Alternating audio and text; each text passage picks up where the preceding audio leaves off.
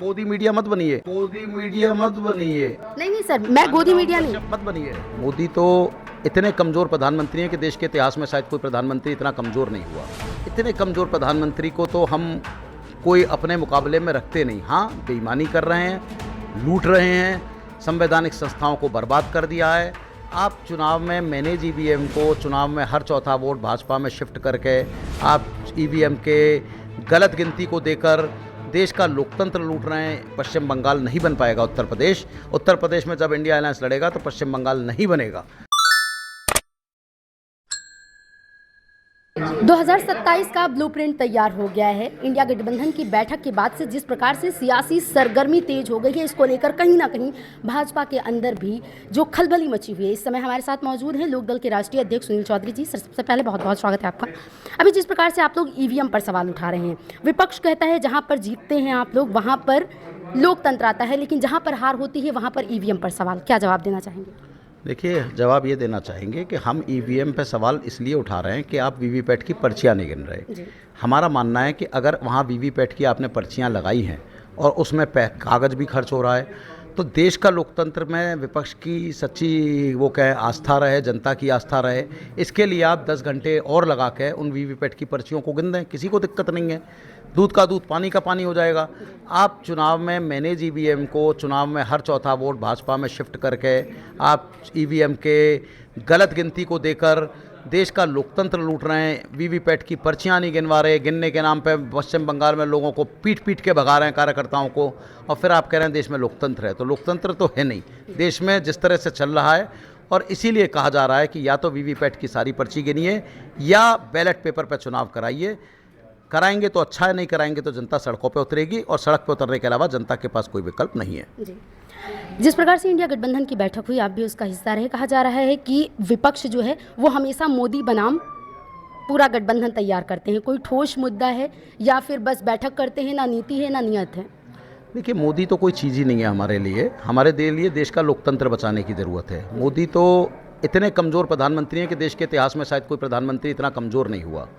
जब राहुल जी को ये बोलना पड़ा कि अगर आप में आधा भी करे जाए तो कह दीजिए कि ट्रम्प झूठ बोल रहे हैं, तो मोदी जी ने एक बार जवाब नहीं दिया कि ट्रम्प झूठ बोल रहे हैं कि ट्रम्प सच बोल रहे हैं। तो इतने कमज़ोर प्रधानमंत्री जो अडानी के कारण पूरे देश का किसान बेचाएँ, एक एप्स्टीन फाइल के कारण पूरे देश के व्यापारी को बर्बाद कर दें, इतने कमज़ोर प्रधानमंत्री को तो हम कोई अपने मुकाबले में रखते नहीं। हाँ, बेईमानी कर रहे हैं, लूट रहे हैं, संवैधानिक संस्थाओं को बर्बाद कर दिया है, न्यायपालिका को भी कहीं अपना काम सही से नहीं कर पा रही।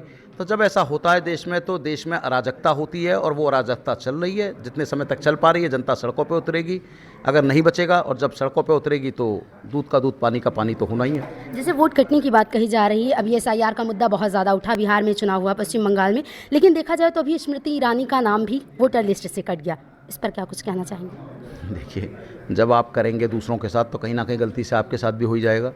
तो जाहिर बात है कि आप वोट काट रहे हैं, वोटों को इधर उधर कर रहे हैं, आप एआई के माध्यम से वोटों को उड़ा रहे हैं, पूरे के पूरे एक सॉफ्टवेयर लगा के पूरे के पूरे वोटों को पहली लिस्ट में उड़ा देते हैं, और उसके बाद में जो कुछ थोड़ा बहुत फेर बदल करते हैं।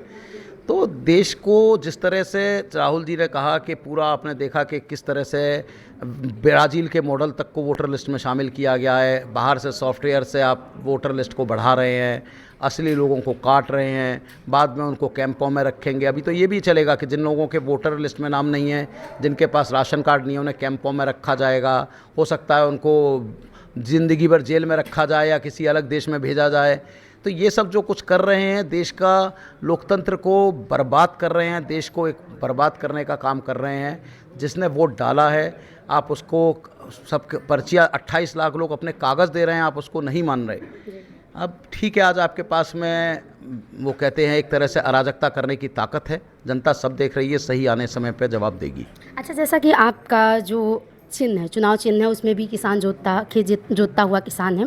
किसानों के मुद्दे की बात विपक्ष हमेशा उठाता रहता है, चाहे वो एमएसपी से जुड़ा मुद्दा हो या फिर कोई भी मुद्दा हो, किसानों की बात अक्सर विपक्ष उठाता है। लेकिन अभी हम ये जानना चाह रहे हैं कि जिस प्रकार से किसानों को बुलाया गया यहाँ लखनऊ में हवाई जहाज़ से, राम मंदिर के दर्शन कराए गए, ऐसे में विपक्ष इस पर क्या संदेश देना चाहेगा? क्योंकि जिस तरह से कहा जा रहा है भाजपा किसानों के लिए नहीं सोचती है। आपने भी कहा कि किसानों की ज़मीन उनकी मर्जी के बिना ली गई है, लेकिन फिर भी किसान खुशी खुशी लखनऊ आ रहे हैं।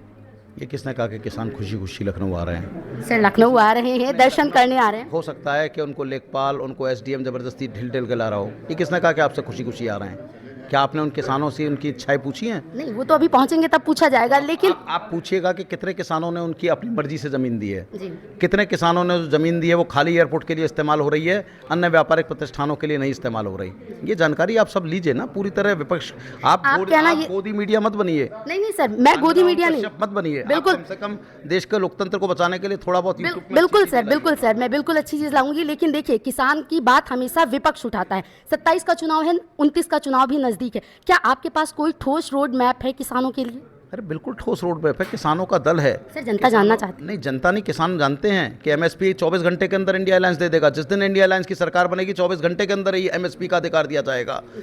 24 घंटे के अंदर सत्ता का विकेंद्रीकरण करके गांवों को, किसानों को, पंचायतों को इतना मजबूत किया जाएगा कि अगर मास्टर वहाँ नहीं पढ़ाएगा तो मास्टर को पढ़ाना पड़ेगा, सरकारी डॉक्टर को गांव में बैठना पड़ेगा, सरकारी जो भी सुविधा ले रहे हैं उन सबको काम करना पड़ेगा। और जब ऐसा काम होगा तो जनता और देश की तरक्की होगी। बहुत रोड मैप है।